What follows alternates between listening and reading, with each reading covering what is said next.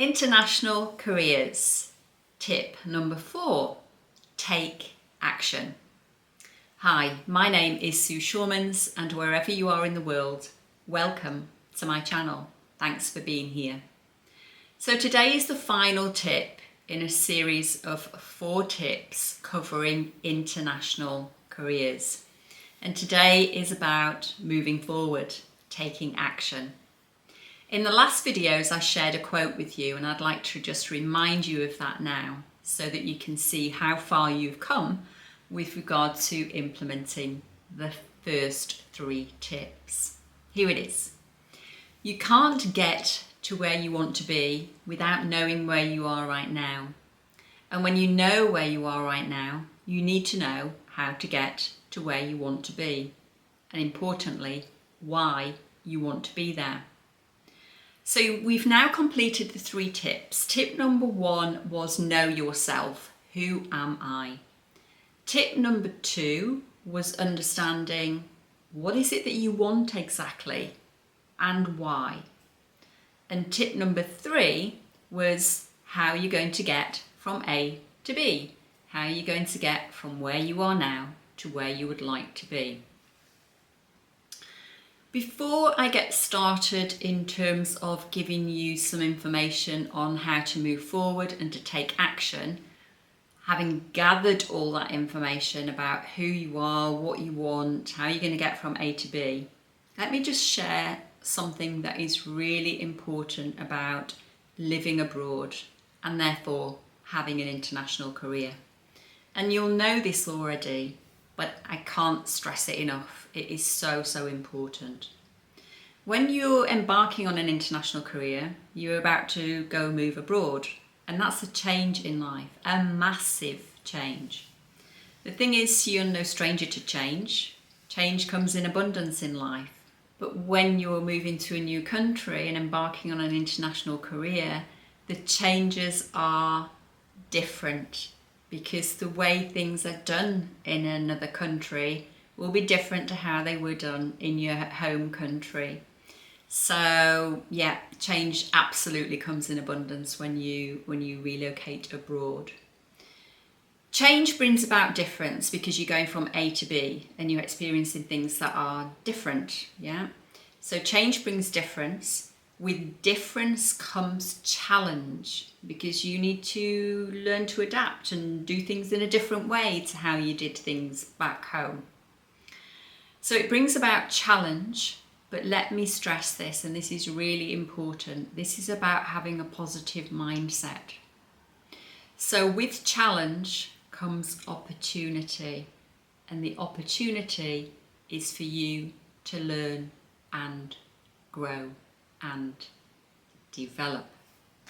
So change comes in abundance, but it comes with opportunity. Yes, challenge, but definitely opportunities.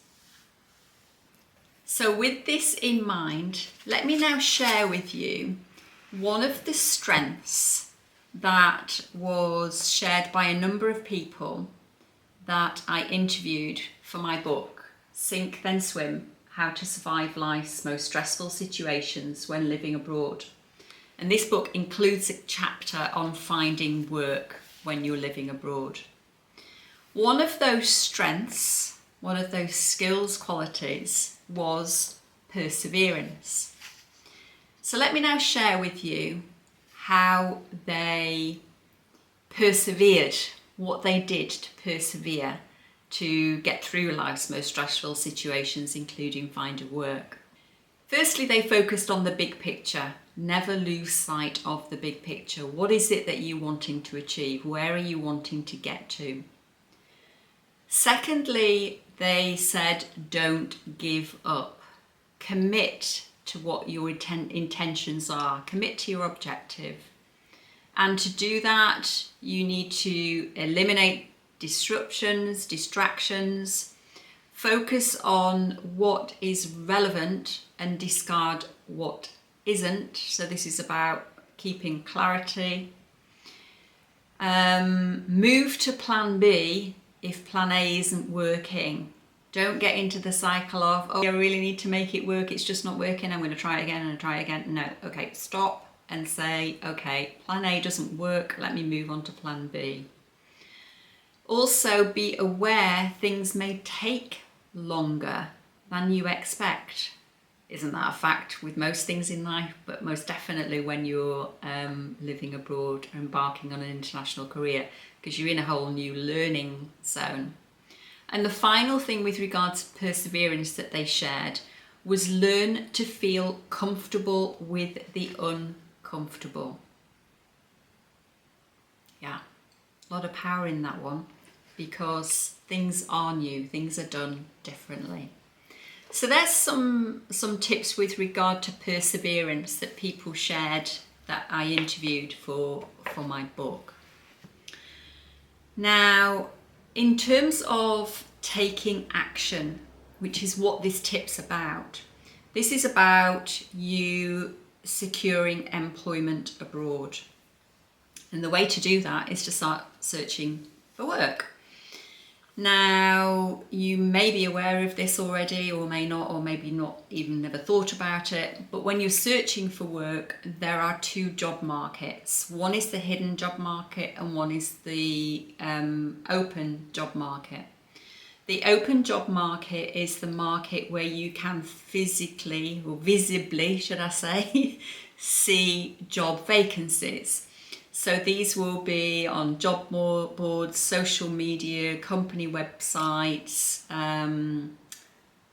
career events, etc. You will visibly be able to see that a job is vacant, it's been advertised, you can apply for it. Yeah, so that's the open job market. The art when you're applying for work abroad is to be looking also at the closed job market.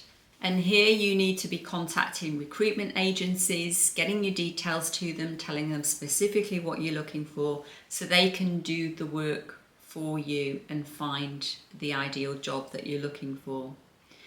The other one, which often people forget yet is so powerful, is speculative job applications. So, send a message to your ideal employer about your ideal job. And it might just land on the hiring managers, in the hiring manager's inbox or the HR manager's inbox just at the right time when they're about to start hiring for a new position or somebody's about to leave. So sending a speculative application is also important, and that taps into the hidden job market. The other one is tapping into your network. Tell people what you're looking for, where you want to work, what you want to do. They can then be your eyes and your ears open. They can act as a recruitment agency for you. Tell them what you're looking for and ask them to look out for you.